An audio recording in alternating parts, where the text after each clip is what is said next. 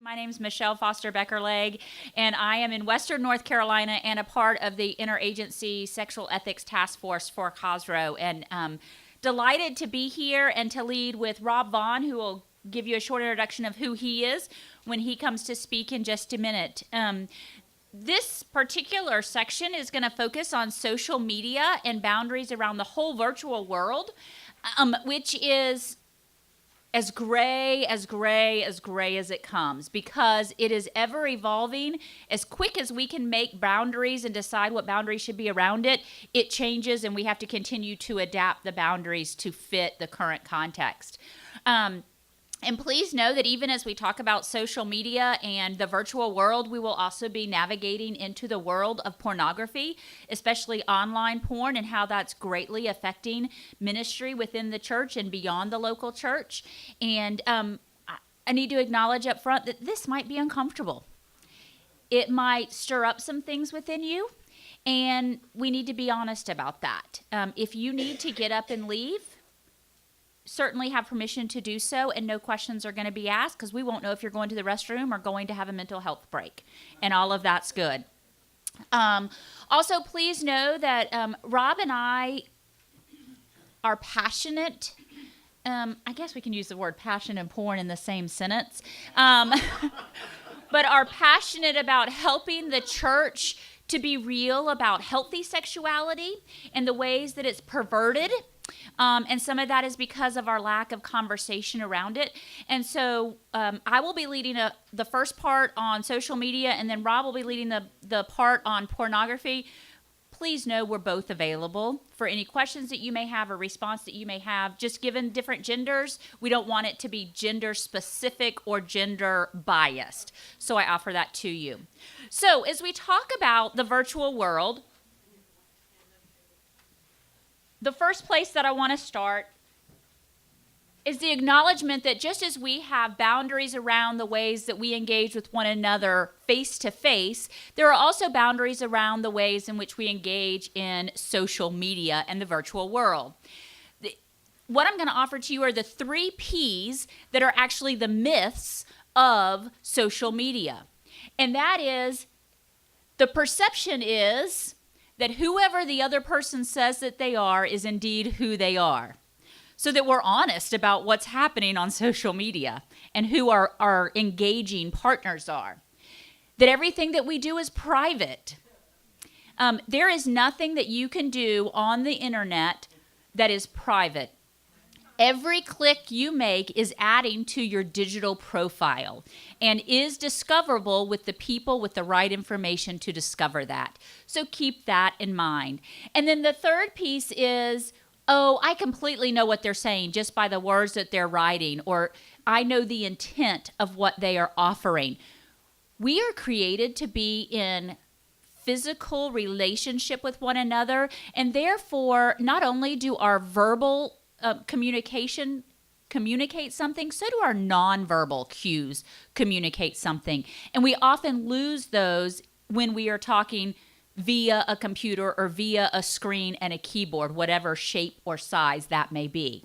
And so these first 3 myths we really need to keep in front of us as we consider the ways that we engage well with one another and in ministry to the larger world through the platform of social media. Now, here it comes. The other thing that we need to keep in mind is no person is an island. Whatever we do is a reflection of who we are and whose we are. We are United Methodist. We are Christ followers, and both of those are plural. So what I do reflects on Columba. What I do reflects on who Vonda may be, or at least as perception is. This morning, a cardinal resigned in the Roman Catholic Church. One cardinal affects our perception of all of the Roman Catholic Church. And many times we think this is only about me and whoever I'm engaging with. We are just one of many me's. And that's important to keep in mind, that we are a part of a connectional system and a reflective team system. So what I want you to do is, we've just eaten lunch, and so I want to make sure the blood continues to flow to your brain, not just to your stomach. Turn to your neighbor and just say, in what ways do you utilize social media? Just popcorn together 2 or 3 or 4 ways you use social media right now. Turn to your neighbors. Okay. Let us turn our attention back to one group. Someone give me one example of the way you use social media. Facebook. What else? Twitter. Instagram. WhatsApp. Snapchat. Live streaming. Messenger. Text. Absolutely. So let's look at the third question here. In any of these platforms that you've just named, how does your online presence reflect your professional role as a minister? Or does it? I mean, through what you tweet or what you snap or what you post or what you send, would anybody know that you are a minister of the gospel of Jesus Christ? Yes? Is that an assumption or is it really clear? Okay, so then it leads us to this next question. How do you balance your personal and professional life as it relates to social media? You know, at one point when cell phones were first coming out, many people wore 2 cell phones. Like you had one that was your personal one and one that was your professional one. When this thing called social media began to come alive, many people had 2 different accounts. The professional one and the personal one. When did we dichotomize ourselves? I mean, who are we? Are there times that I can put on my pastoral hat or pastoral robe, and then when I take it off, am no longer a pastor?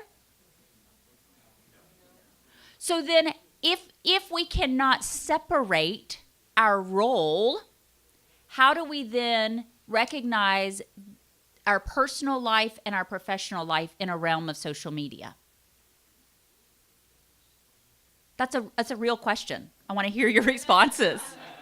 How do you do that? Well, I think there is really an argument to be made for your public presence and your personal presence. Okay. For example, I'm married to somebody who has 2 accounts, and the reason he has 2 accounts is because he doesn't want to post pictures of his children or of where we're going on vacation or other conversations like that. So he has a personal account for immediate family and very close friends only. It's a very limited account. And then he has his account where he makes connections with everybody else. So even though I'm always who I'm going to be and I'm always a pastor, there may be times when I don't want everybody who's connected to me to know where I'm going to be at a particular time. I want a more limited group to know, but we're still using social media to communicate. Okay. May I push back? Sure. Okay. So I think that's a good attempt. However, again, nothing is private. And so all it takes is one of your close friends to tag you in something that is not as private, that then all of a sudden makes it much more public. Right, but just because you're communicating with a private group doesn't mean you'd be communicating anything inappropriate or anything that would really be distressing. Because I'm always a pastor, even when I'm with my family or even when I'm with, but there may be information that I want to hold more carefully. And if somebody else chooses to share that, well, that's my needs and information. So, that's it. Okay, so the way that you have come to terms with that is, I'm okay, your husband, not you. I only have 1 account. Okay, so your husband has 2 accounts, and you recognize that it's only as private as you choose to make it. However, what other people do with it may make it exceedingly public. Right, it's a cooperative agreement between family members and your friends that that's private. Okay. All right. And that's a fair way to do it if that's important to you, to try and keep the 2 separate. How about others that have 1 account? How do you navigate that? Whether it's Snapchat or Instagram or anything. Yes, ma'am. I always think before I post anything, would I be okay with anybody seeing this? And then sometimes I get those reality checks when I go. So I'm in a clergy couple, and I work in an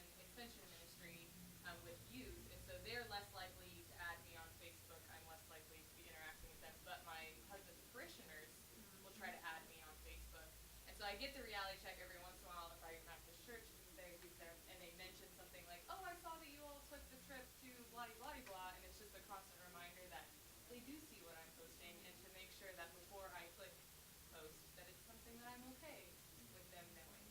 Yeah. And one of the things that I always recommend is to look at things and say, put in front of whatever you're posting, this is from my pastor. Right. And that doesn't weed out all bad choices. It at least gives us a starting place to say, how might this be viewed? It may also cause us to pause if in the moment of passion, we want to post something political that may be divisive, or any other, even a cartoon that may have some innuendo in a negative bias towards one group of people or more, and to say, okay, what is the gospel message that I'm communicating even as I share this, which is important. Social media is a tool that's not going away. It actually is the native language for younger and younger generations. I have a son who's a senior in high school, and so we're beginning this whole college stuff. Colleges still communicate via email. My son doesn't check his email. He thinks email is older than snail mail. And to recognize that we're speaking two different languages, and that I literally am standing as interpreter for him between email and his language of text, which is fascinating, because even as we seek to be relevant to the world, we are first and foremost need to be relevant to the gospel. And so that is our litmus to say, how do we do this with integrity? How do we do this in a way that is appropriate? And also, how do we do this in a way that honors that we are created to be in relationship with one another? I can get a lot of work done by email. I can get a ton of work done by text, but that's work. I'm missing out on the relational aspect of ministry when I'm checking the boxes and getting it off my desk. So it's imperative for us to consider, what is the role of social media? And what are the ways that it might harm ministry? So I want us just to share different answers. How can social media harm ministry or people? Go for it. She mentioned, or someone mentioned political posts. I know at my church that there are people who are very opposite opinions politically. And it's something we're posting politically, then it might cause discussion. So political posts, especially if you have a variety of differing opinions out there, but no real place to offer them respectfully. Yes, someone else. Yes? It sort of applies back to this first question as well, which is just that it's so easy for pastors and more public people to end up with almost a curated alt persona in the world. I think it's damaging to us. It can be damaging to our relationships with people, because you do spend so much time wondering, do I want them to know I'm on vacation with my family in Key West? Do I want them to know that I eat this dinner at this place? I mean, once you get that many, what do I share, what do I not share? It doesn't feel authentic. Just all those questions, it gets very, very murky and treacherous. Yes, and that's a powerful word for self-care and self-awareness. What image are we cultivating? And is it a whole image, or to use your term, is it a curated persona that we have created? Excellent. Thank you for that. What other way is it harmful? Yes. I actually did a live Facebook video the other day, or streaming or whatever, about this topic, that a virtual relationship is not a personal relationship. And talked about how it goes back to what you're saying. We need to have more face-to-face time, and not FaceTime, but you know what I mean, in life. And so if we don't have that, and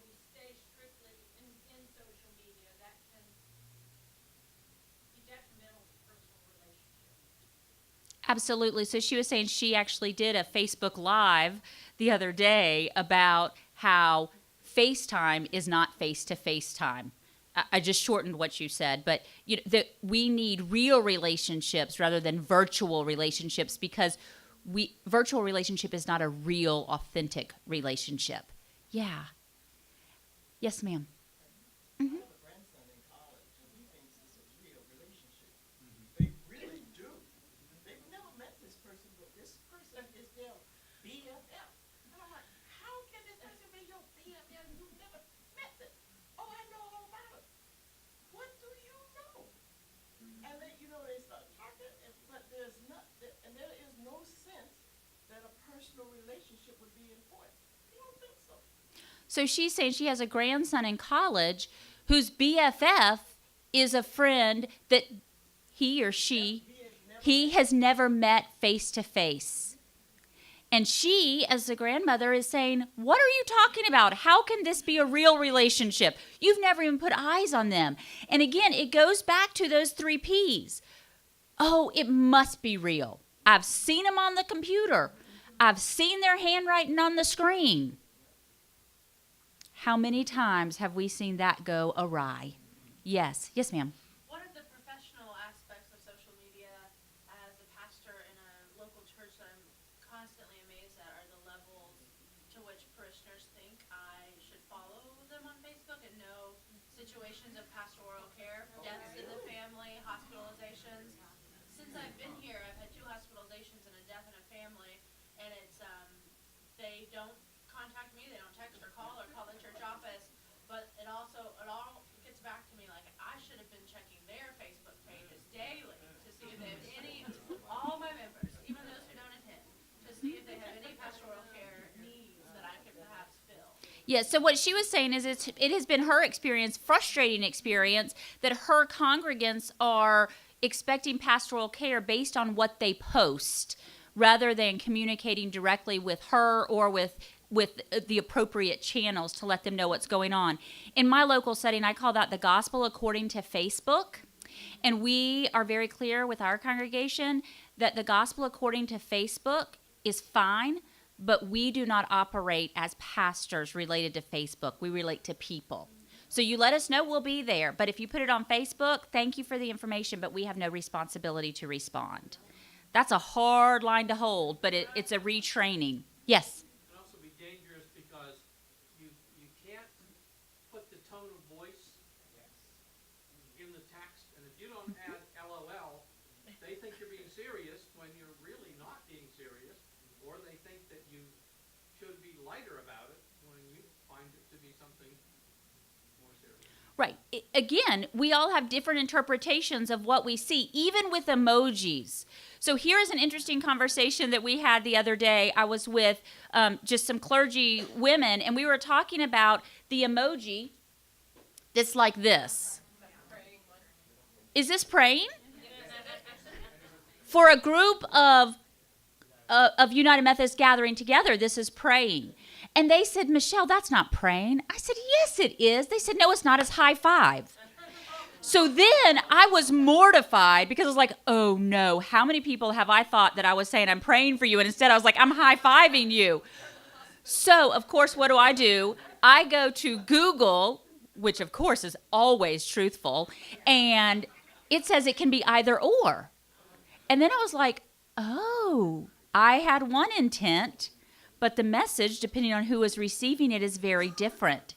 So again, even in intent, we have to be clear that it's clear communication, which leads us then to our next slide, which are, what are some of the best practices? Now, some of these are going to be duh, and then others, I expect a little bit of pushback, and that will not surprise me. First of all, best practices: no profanity or vulgarity in pictures or words. Okay, that's pretty good baseline. Consider the words that you use and the way that it respects the sacred worth and divine image of all people.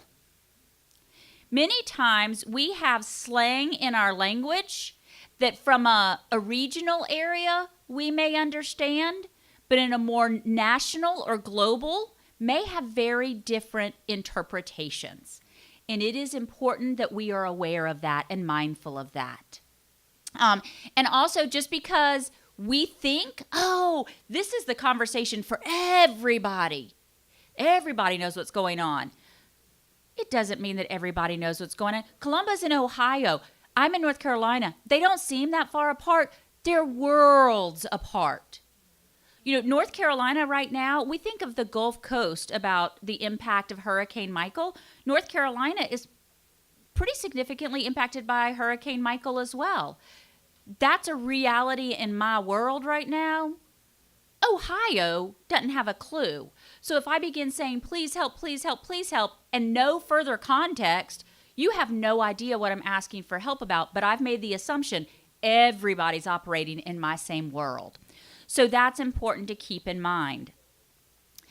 This next one, man, oh man, it would solve a lot of hurt in this world.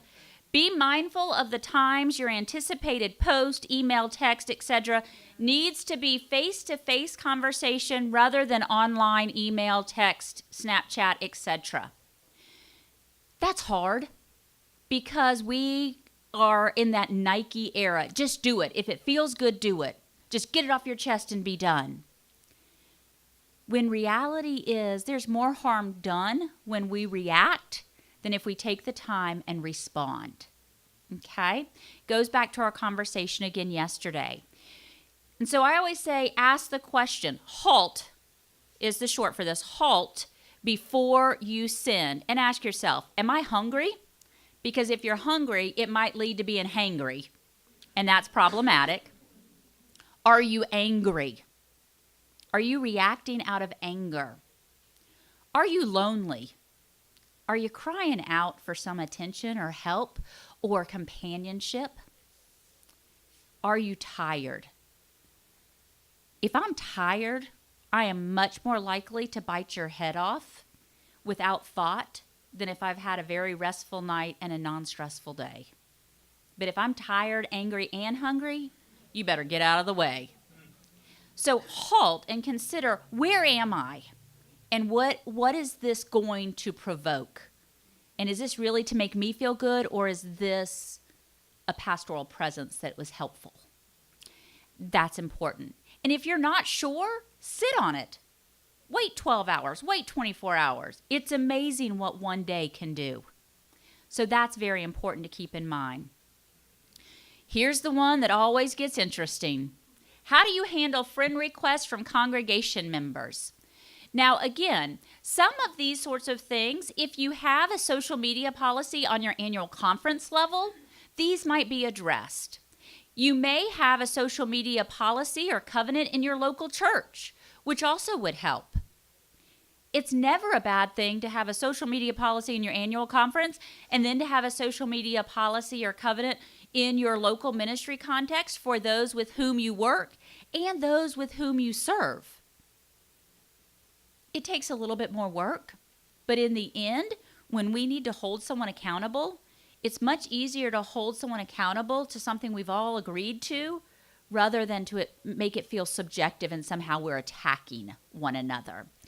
So how do you handle friend requests from congregation members? Is anybody friends with any other congregation members on social media? I'm friends with my pastor. See, some of this is very clergy-oriented. Yes. So did you friend your pastor, or did your pastor friend you? I just don't know. I don't know. So how do you, okay, so those in the room, how do you decide what that looks like? Those that are clergy. Yes, ma'am. Go for it. Right here. Okay, sorry. For me, and because I work primarily with youth, I don't ever initiate the friend request. I only respond. Okay. And because I'm married to a computer engineer, I am incredibly boring on my social media. You will see some cute pictures of my kids. You won't ever see me tag or post where I am or who I'm with. Now, if somebody posts, my family went to Scotland. One of my family members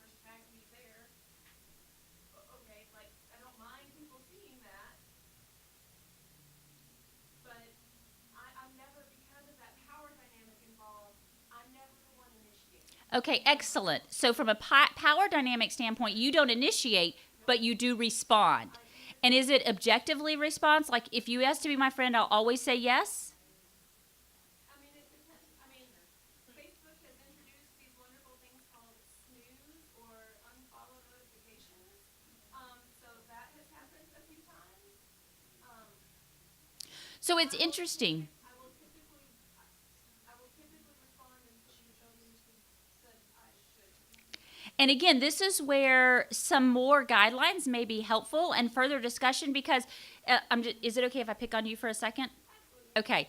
So she just said typically I'll say yes, but not always. If especially in youth ministry.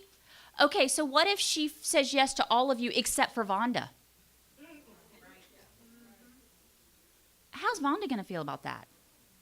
How are the rest of you going to feel when you recognize she's the only one that's not a friend with her? An honest conversation. Sometimes that is helpful. Yeah, sometimes when it's in youth ministry, you also have to ask the question again, is it going to do more harm or is it going to do more help?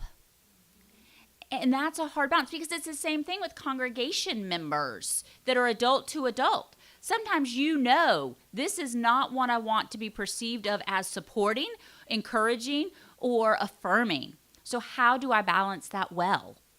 Which leads us to the next question. How will you respond when someone posts inappropriate comments or pictures about you, someone you know, or the church? Have you ever had to do it? In the political climate in which we live, people have strong opinions on all sides of every issue.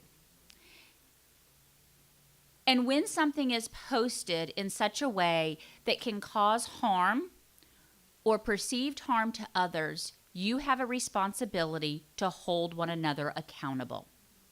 So let me give you an example. I have a church member that I dearly, dearly care for. Sweet, sweet man, fairly new to the faith within the last 2 or 3 years. He is very clear about where he stands on his opinions of our current presidential person. And has gone so far as to say, if someone will kill him, I will give you the bullet. He says that on Facebook. On Facebook. Okay, and so first of all, I'm like, oh my golly, when is the FBI going to show up in my congregation and pull him out in the middle of church? Like, this could be really bad. But more than that, to say, I appreciate you being able to express your intense dislike of this man. This is not appropriate.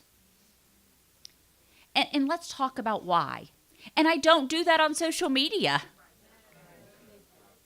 You know, I say, why don't you and your wife come and let's have coffee? I want to talk to you about a few things that have been on my heart. That's a hard conversation because his response to me, his reaction to me was, you know, I love you, Michelle, and I respect you immensely, but the way that I feel is not going to change what I post. So I'm going to keep on posting. I said, you know what? That's okay. Because ultimately, at the end of the day, it's your account. And you're responsible for what you post. I need you to know I can't be a part of that, though. And as one of your pastors, I need you to know that that intense dislike of another human to that degree will not allow me to nominate you for anything in the leadership of the church either. That's huge. It's one thing to say you don't like someone. It's a whole nother thing to say I'll give you the bullet to kill them. That's a hard balance. And so we do need to ask the question, what are we going to do? Or do we do anything? Whether it's big like that or just, oh man, we have a woman preacher, I so miss that other one. What does that mean? Is that helpful? Is that harmful? Do we confront it? Do we let it go? There's this small thing in the United Methodist Church called a way forward. When that shows up on social media, Are we called to respond in any way? Especially if it's not done in a way that is building up the kingdom? I offer that to you. What's your policy regarding communication with minors and private conversations on social media? Again, we address this a little bit with youth ministry. You know, be mindful, just as we heard earlier this morning in one of our plenary discussions, is you don't want to be private, but you also don't want the whole world to be in your business. So how do you keep it public while also maintaining confidentiality? Yes, ma'am. We use the rule of three with all communication with youth. So if any adult, including the youth director, texts with a youth in the program, a copy of that text is also sent to another adult. It could be a parent volunteer, whoever they've agreed with ahead of time it will be. That there's never any just one youth and one adult communication. Excellent best practice. So for where she is, they use the rule of three for all communication with youth, which means that there are always two adults to any conversation where one youth is involved in a texting, instant message type of situation, which is excellent. How do you respond to a church leader? So one who is holding office in your congregation or ministry context, who is posting inappropriate pictures or comments. I shared with you one example, but also consider that. I mean, there are a variety of different ways that sometimes we're called to speak into things. And again, if you have the conversation ahead of time so that the expectation is set, we as human beings usually rise to the bar that's set for us. And so if you have the conversation ahead of time, many times you have then a place to go back and hold one another accountable objectively. And so those are questions to consider. And then this last one, what boundaries do you have regarding personal and family time and social media time? How do you engage with people using social media, and how do you take Sabbath from social media? And it truly is that. How do we step away from and be okay taking time away, unplugging? Jesus didn't have a cell phone. Jesus didn't have social media. Jesus constantly engaged with people.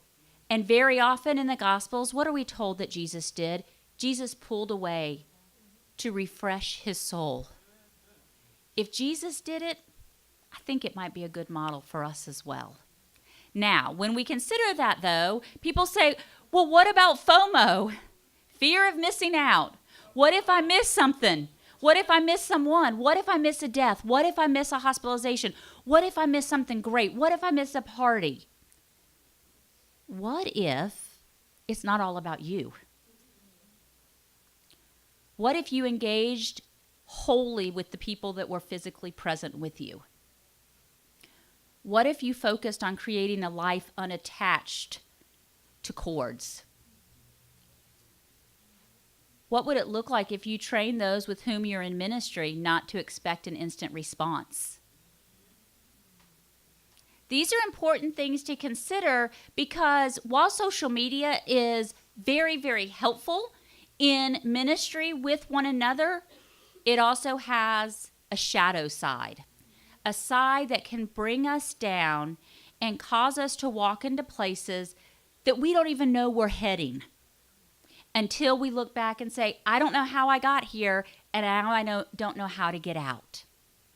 And so with this backdrop, we're going to now turn to the whole conversation of the pastor, pornography, and the internet.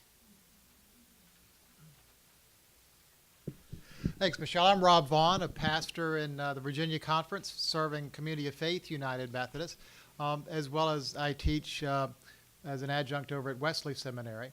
And so as we think about pastor, internet, and pornography, one of the things that's so very different that we'll come back to later on is pornography today isn't your parents' grandparents' porn. It's not looking at the Sears catalog back in the 40s or 50s. It is very, very different, mainly because of something called neuroplasticity. We'll talk about that in a moment, but let's see what it looks like and why pornography today is so very different. Take a look with me.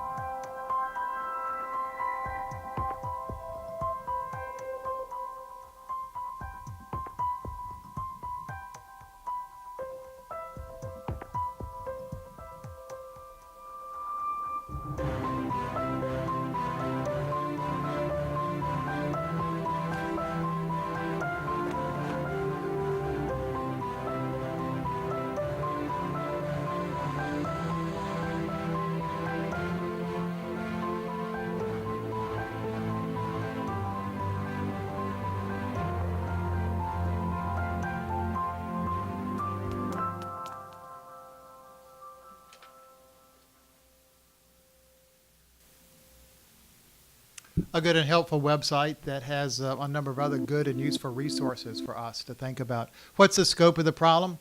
Well, the numbers in front of you are about 5 years old. Some more recent numbers are.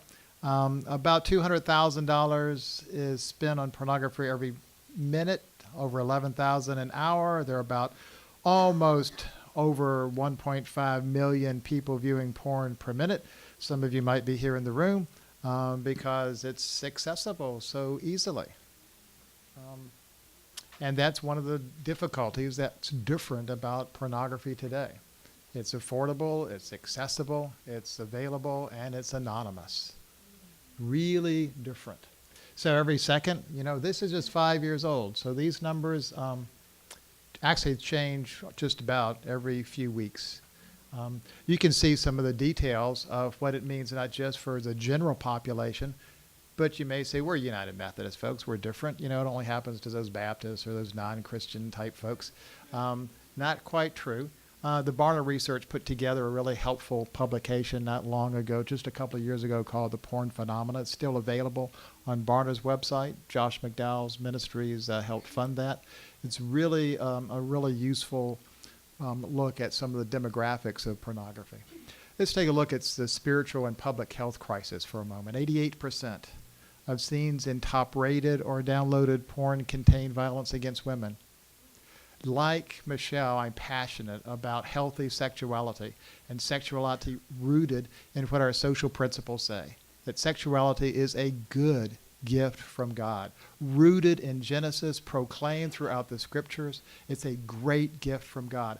I do not want the 90% of guys, 85% of women who have viewed pornography either intentionally or unintentionally, and some consistently, for pornography be the sex educator of our kids or of our adults. I like it to stay within the faith communities, and that's one of our responsibilities. But it's a big fight at the moment. Take a look. 35% of all internet downloads are pornography related. 20% of all sex or all texts are sexting. So what is pornography? Well, we can spend a lot of time remembering that era that says, well, I know it when I see it. But like good United Methodists, we have both our Book of Resolutions and our social principles give some definition, which is really helpful. So pornography is, and this is from last General Conference, sexually explicit material intended primarily for the purpose of sexual arousal that often portrays violence, abuse, coercion, domination, humiliation, degradation, in addition to any sexually explicit material that depicts children, is always pornographic. Cybersex is sort of that catch-all term about essentially everything that you can, sex-related, that comes electronically. Obscenity, kind of a somewhat of a distinction. Hardcore porn, pornographic material that's kind of beyond what the majority of society will tolerate. Well, just enough said, that can be really illegal kind of teasing out. But let's think a little bit about what porn may look like from a values perspective. So you may say, Michelle, Rob, what do I preach about when you talk about pornography? It's just so, I have no idea what I could say. What do I teach or preach or think about? So let us offer just a few suggestions as to how you might differentiate some of the value framework from the foundations that say, porn is good, this is what it teaches. And this is a little different from what healthy sex is all about. Porn-related sex is using someone. Healthy sex is caring for someone. Porn-related sex is doing to someone. Healthy sex is sharing with a partner. Porn-related sex is performance. And healthy sex is a private experience. Porn-related sex is compulsive. And healthy sexuality is a natural drive. Porn-related sex has no ethical limits. And healthy sex has ethical boundaries. Porn-related sex requires a double life. And healthy sex is really who you really are. Porn-related sex feels shameful. While healthy sexuality enhances self-esteem. Porn-related sex is impulse gratification. And healthy sex is lasting satisfaction. Sex is a public commodity. Sex is a private treasure. Sex is watching others. Sex is about genuine connection. Sex is separate from love. Sex is an expression of love. Sex can be hurtful. Sex is nurturing. Sex is emotionally distant. Sex is emotionally close. Take a moment and just turn to a neighbor and think which one of these seem to be most profound for you at the moment. Just take a moment, turn to your neighbor. Which is most profound? We may have some lots of conversation about areas of LGBTQI inclusion in our church, as we've all been dealing with in the last many years, and with next year's call General Conference. But for often, we've been pretty clear on several foundations that have always appeared in our social principles, and in all the conversations we've had have really never had substantive challenge. We have in the book of, in our book of discipline, our social principle statement on pornography. And we have our statement on human sexuality, that we are all created in God's image. Here is beginning on our statement on pornography here. Scripture teaches that humans are created in God's image and are accountable to God through right relationship. It goes on and says, we would deplore, however, images that distort this goodness and injure healthy sexual relationships. It's a beautifully worded affirmation of the goodness of God's creation and the goodness of healthy sexual relationships. It goes on to note that we grieve the pervasiveness of internet pornography, including among Christians, and especially its impact on young persons and marriages. It may be worthwhile noting 51% of marriages end due to online infidelity. A recent, not long ago, I did an in-service for a counseling organization. We looked at the literature on the nature of online relationships and what that does to marriages, every bit as real as face-to-face personal relationships, with betrayal, hurt, heartache, and in many cases, divorce. Every bit as painful. Our book of resolutions also has a pretty significant and powerful statement. Our position on pornography is clear. We oppose all forms of pornography. We support laws that protect women and children. And we moves on, and you can find the full of that in our book of resolutions. Pornography in the church, our church declares that the use of pornography in church programs, on church premises, on church properties by persons in ministerial roles or roles as spiritual leaders is a form of sexual misconduct. It's a chargeable offense against both laity and clergy in our denomination. Something to recall as well. There's a lot of myths. One of the things that we might do, not only in preaching and teaching, is expose those myths, because there's a ton of them. One of them, only men use porn. Have you ever lived with that myth? It's only the old guy down in the basement, the middle of the night. There's lots of mythology, and that's really not the myth. Do you know when the biggest time for viewing pornography is? The time of greatest downloads?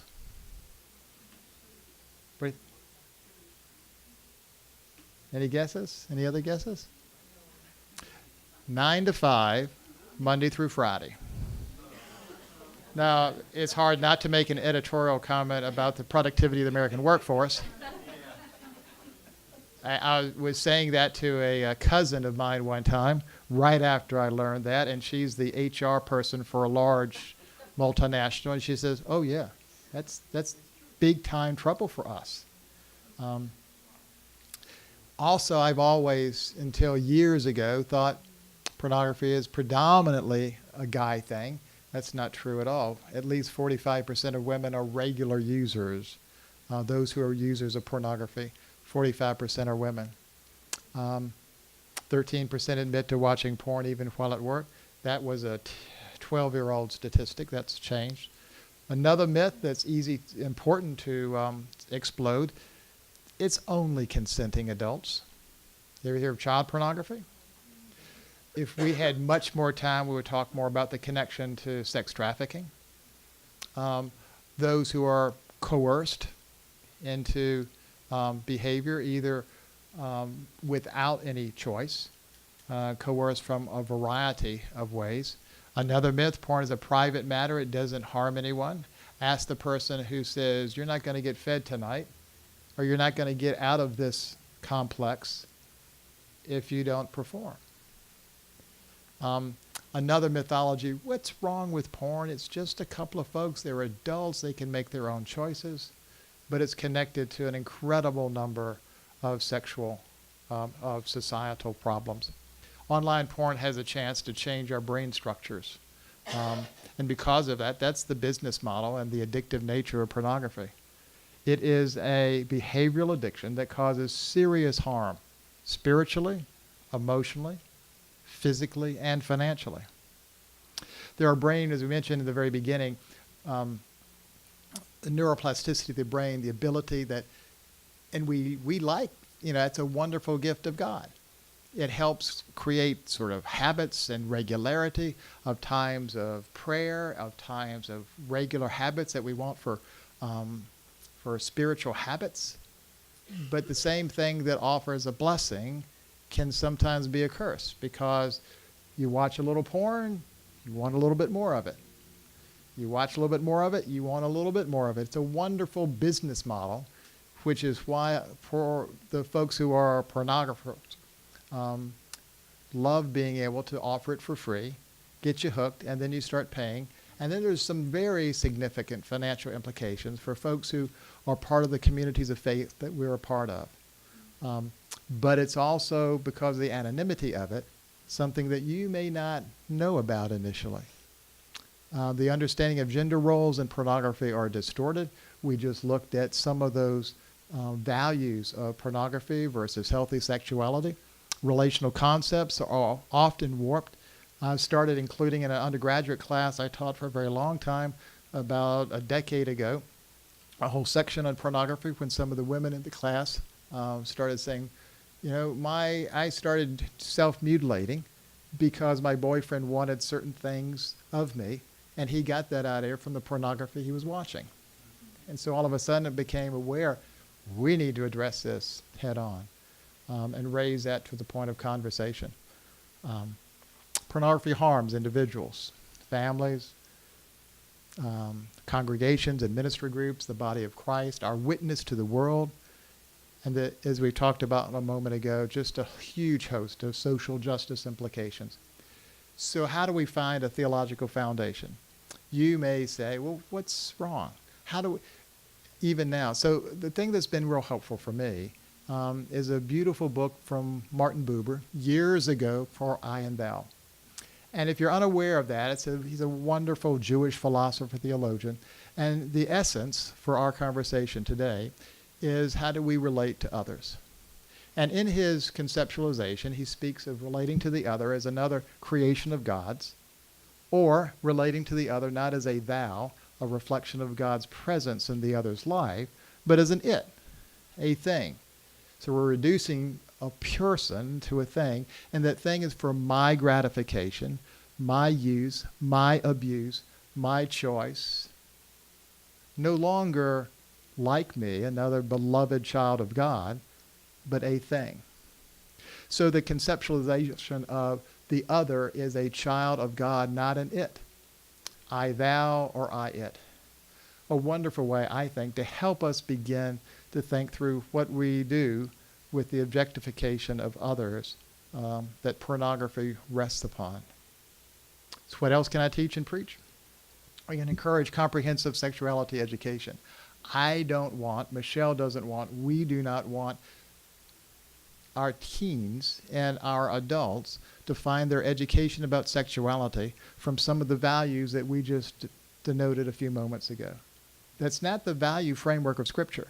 It's not the value framework of our faith. But if we are silent, if we do not attack directly and educate about healthy sexuality from a faith perspective, then we have allowed those who are creating pornography to be the sex educators of the folks in the community that we care about. Sex ed is not just for children. Sex ed is for adults as well. So it's not just a young kids thing or a teenage thing. It's about adults as well, about receiving the other as another creation of God, not turning them into an it. If we had much more time, you can just begin to think about what that means for gender equity and issues of gender relationships that we've spoken about a little bit ago. Yeah. The one thing that I want to say that Rob pointed to just a minute ago, that sex ed is not just for children. There are many, many generations, even our generations, that don't talk about sex for fear that somehow we're going to promote it if we talk about it. If we don't talk about it, it's not going to happen. It happens even if we don't talk about it. And for adults, one of the greatest things that we can do is move from a shame understanding of sexual education to a freedom understanding of sexual education. Not freedom in terms of free love, but freedom in terms of, what does it mean if I'm able to say, I don't understand, or wait a minute, I thought that if I did this, it was wrong, or if I didn't do this, that somehow it was wrong, or my understanding of marriage has always been that the woman just does whatever the man wants, when the man wants, and how the man wants. How is that not what God created? To give free space to really be able to speak healthfully, and for whoever is leading that to be clear that it does not have to be a hard conversation. Sex is one of many ways in which God has gifted us to share love appropriately. What does it mean if we begin to actually teach about that, even with those that come for premarital counseling or in the midst of marital distress, or to lead them towards healthy conversations as a family? I say that because so often we think, oh, we'll just start with the children, it'll work its way up. Sometimes it's a both and. So I offer that to you. Thank you, Rob. Can you just imagine with me, we used to be in the 70s, the leader in the Protestant community of good, healthy sex education. We stopped that in the 80s in terms of some of our funding of that, but I would love for us as a United Methodist Church to kind of regain that place. Think about what that would mean in terms of our current conversations. We probably never, Steffi would never have been able to make the video if we had had good, healthy sex ed throughout the denomination. Yes, ma'am. About 3 years ago, the United Methodist Women did one of their spiritual growth studies with healthy sexuality, and it was an eye product, and it was amazing to me the number of older women who would come up afterwards and say, whatever it was, I never knew that. And I heard regularly was, I never knew I could tell my husband no. Thank you. That was a powerful and a wonderful gift to the church by the United Methodist Women. I'm grateful for that. Thank you. What else might we teach and preach about? Healthy self-esteem. Genesis is such a powerful foundation. So we'll stop there. The hard part is just not going on and on and on. So again, a reminder, cyber sex today is not your folks' Playboy. It's not the difference in, as we saw in our video in the very beginning, the difference today is the ability to change neural pathways, to create an addiction.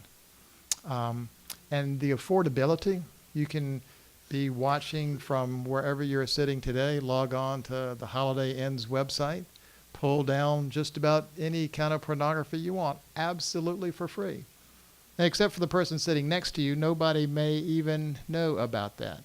So the anonymity offered by cyber sex, the affordability, at least affordability in the beginning, are two of the elements that are very, very different.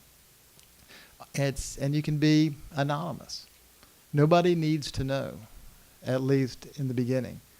And without accountability, you can go on for a while.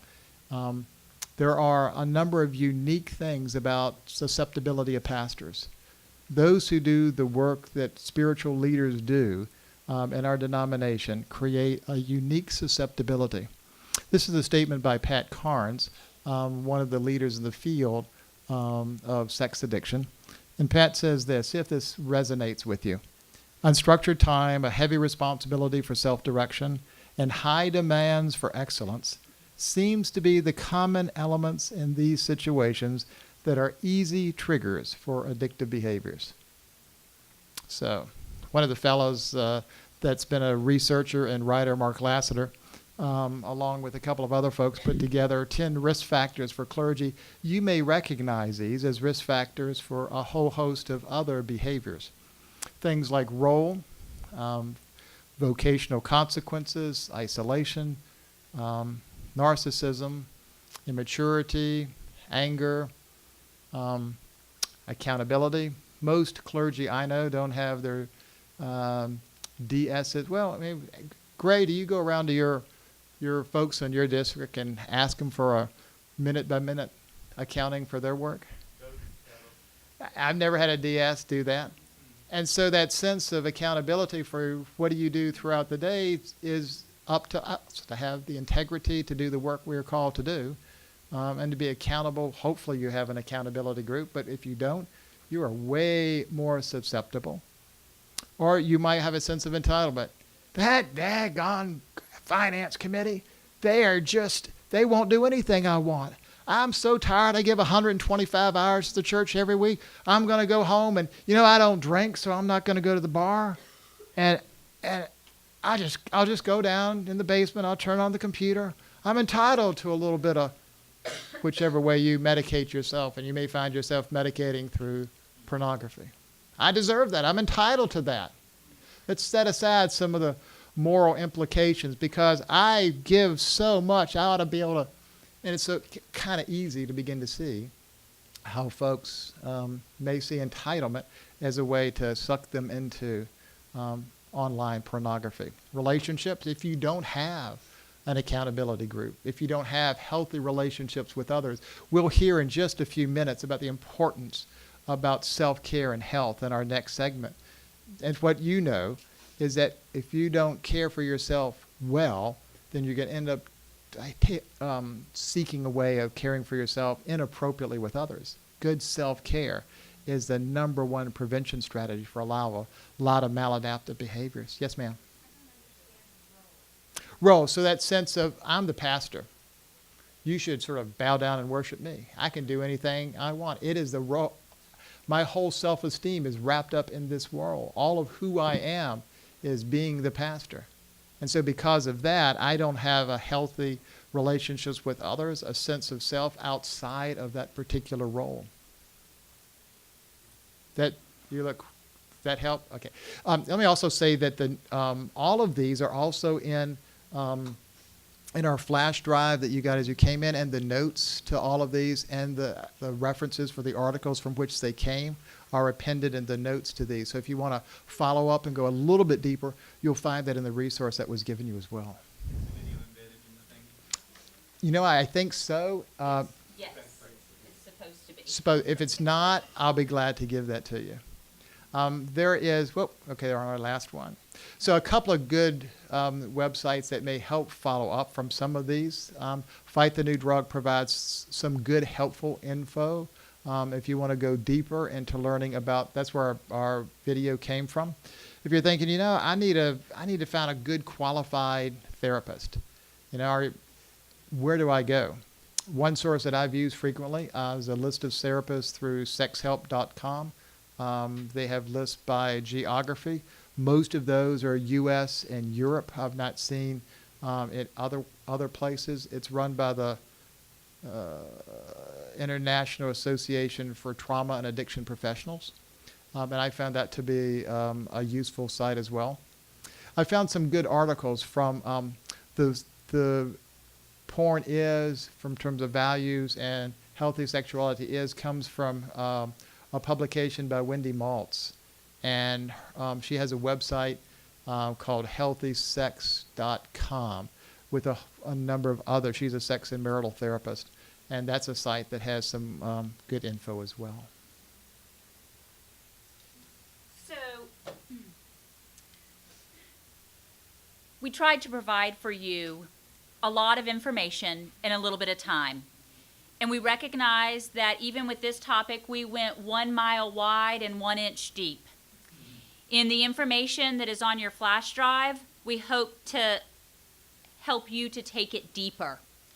We have a few minutes before break, and we intentionally tried to create this time to pause, to take a time out, and to say, what questions do you have from whatever you've experienced from yesterday in these breakout sessions or from what you have heard thus far today? What questions do you have? Yes?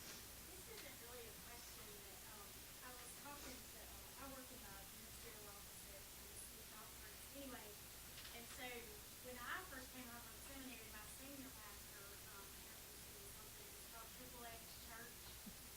And so it was a checking in mechanism, and, he is, so his wife is against all of the stuff, like whatever he wants to have all day long. She'll get a copy of that, so, anyway, you need to check it out, it's really, Yeah. And Triple X Church is is a double-edged sword. Another one that has a similar accountability method is called Covenant Eyes, which allows you to choose your accountability partners in which reports go to. And so it's very clear. And again, based on the addiction or the scope of the problem, there are different levels in which accountability can be set up. And remember, too, accountability is only one piece, because I can be as accountable as I'm willing to be in the information that I provide you, yet it may not be the totality of what's going on. So yes, thank you for raising that. And again, know that just like if we were talking about those who are addicted to alcohol, those who are addicted to drugs, this is beyond our scope of seminary pastoral care. This requires trained professionals. And one of the greatest things that we can do is be the link to connect someone who is asking for help with those that can provide the appropriate help. You also find similar 12-step programs such as SA or SAA for Sexaholics Anonymous or Sex Addicts Anonymous. They're internationally based, SAA and SA. You also see a list of, as Michelle said, some of the website or some of the accountability software. Just one piece. Christianity Today a couple of years ago did a sort of a review of some of the major accountability softwares that's available. And I can't name the year, but you could probably find that in the Christianity Today site. Other questions? Yes, ma'am. You know, a lot of addiction, once one is addicted, so your recovery really always having an addiction problem. Are the changes that happen in the brain here, is that the same? That you're always going to do something you'll have to walk away?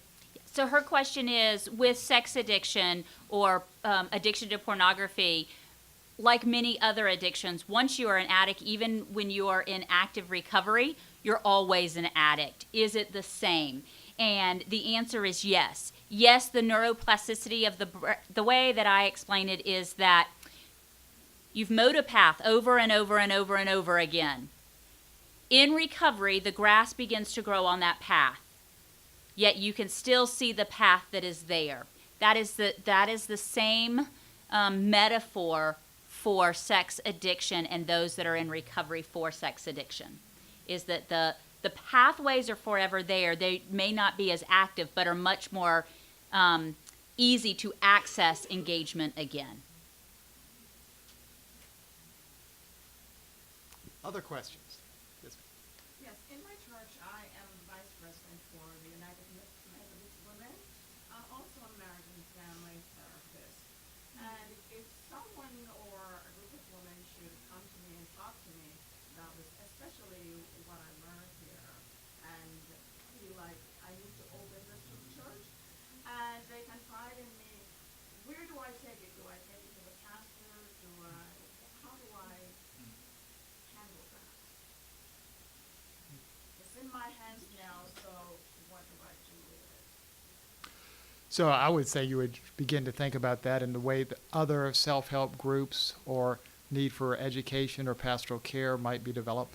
You may develop other groups with similar needs, and how your local church does that. It may be one of the oversight programs, whatever the council may be, to set something up.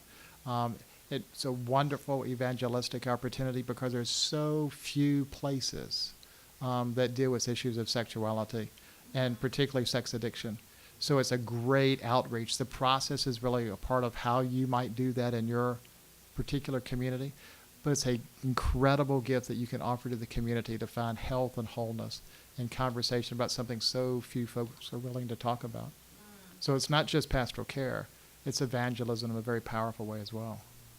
What I'm afraid of is that once I open it up, it's there. I can't wait to develop something, and it's all raw, it's going up to the top, and maybe I feel I can handle it by myself. Do I involve a pastor? Do I involve, who do I? It's good to get appropriate. Well, the first thing is to be sure you know who the appropriate professionals in your community are, who also can be great resources for sex addiction. Like many addicts, folks are extremely good at telling counselors or folks what they want to hear, and that we're getting into the depth and nitty-gritty of what it takes to get whole again. And for folks who are the partners, spouses or partners, and family members of addicts, it's a whole unique piece. There's a very lot of similarities with other addictive behaviors. Some folks have found models that are trauma care models to be very, very useful. Some have found the kind of the usual 12-step models to be very useful. It kind of depends independently. But the process that you would use in your local congregation would be kind of unique to that. But always, and it's a good thing for all pastors and all folks who work in local congregations, know what those resources are. It's not just the usual marriage and family counseling person or the usual licensed professional counselor that may have those skills. It's important to have a skill set that's unique to addiction and unique to sex addiction. One side piece, we were at one point hoping to have a conversation with an addict that did not work out, but that I had worked with. But one of the things she offered, she was in a community where her family was in a community where there's a significant amount of military. Because there is such a significant sex addiction issue with military, they have developed some really incredible resources, and they were wonderfully blessed by being in a community where those resources were prominent. So if you're in a place like that, they're also a good place to look. They really have done some fabulous work. Since you have an interagency task force on these things, I'm just wondering if there are any newer best practices for district committees on ordained ministry to talk to candidates, because I'm finding in my district that we need to be talking about social media and pornography much more than we ever have, and we're not that good at examining. So her question was, let me see if I heard you well. Her question was, since we are an interagency task force, are there any newer resources, especially for district or conference boards, as it relates to social media and pornography, and how we engage with candidates in terms of their online presence and online activity? So the behavioral health guideline, or the behavioral guidelines that have been around for numerous years, are a good starting point. We also rely heavily on the psychological assessment that we receive for candidates, and in terms of the summary and where the counselors encourage us to explore further. Good or bad, more often than not, we also find that someone on the DCOM or on the conference board is engaged in social media with the candidate. And so if there are less than stellar posts or behaviors that are exhibited on social media, we usually come into that information on the backside. We as a church have not been clear about the ways in which social media accounts may or may not be accessed for purposes of assessment of a character. Yes. In our conference, but only for the last 8 years, we require all would-be candidates to sign a statement understanding that their social media accounts will be explored and that they understand that, and that they're asked to list all their accounts. If we were to discover, and we have done it on occasion, that people did not list all their accounts, to your point earlier, they understand that signing the statement, that in and of itself might well be reason to ask them to step away. Excellent. So just so that, in fairness to all, what he was saying, you're North Carolina, right? Yes. North Carolina was saying in their conference, all of their candidates sign a statement that's at the very beginning, so exploring candidates, that all of your social media accounts are able to be viewed and a part of the conversation, and they're asked to list all of their accounts. And certainly, if they do not list all of their accounts and that is discovered, it might be grounds for them to be asked to step out of the process. Again, because that's about integrity. So that's a helpful learning there as well. Thank you for that, Gray. Other questions or thoughts?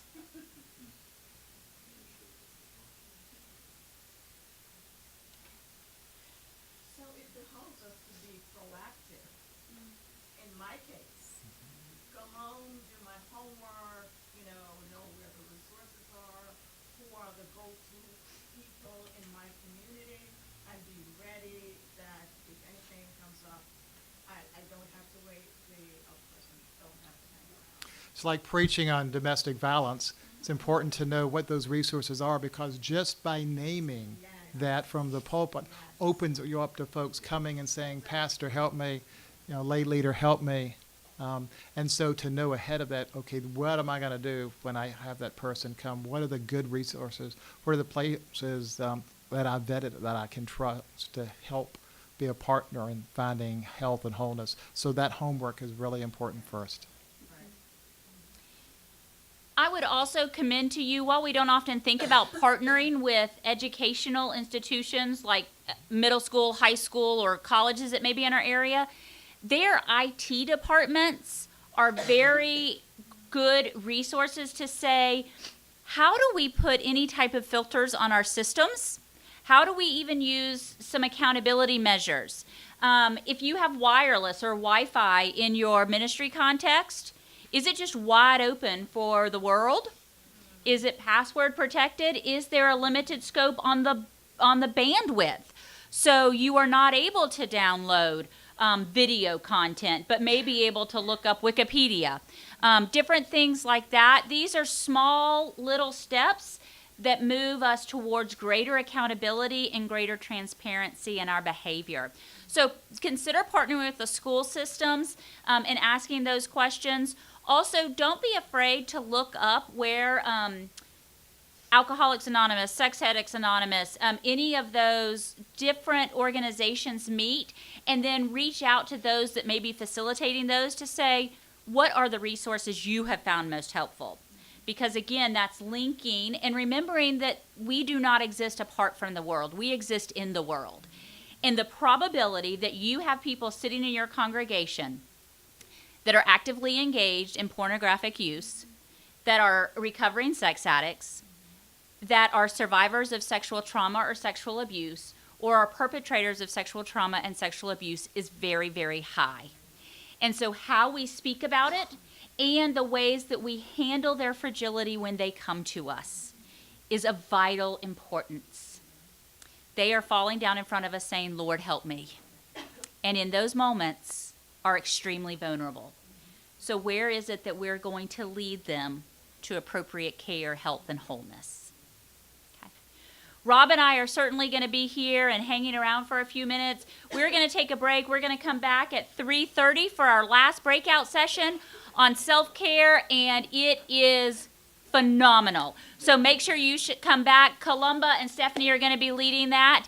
So go get a soda, go get a cookie, and come on back.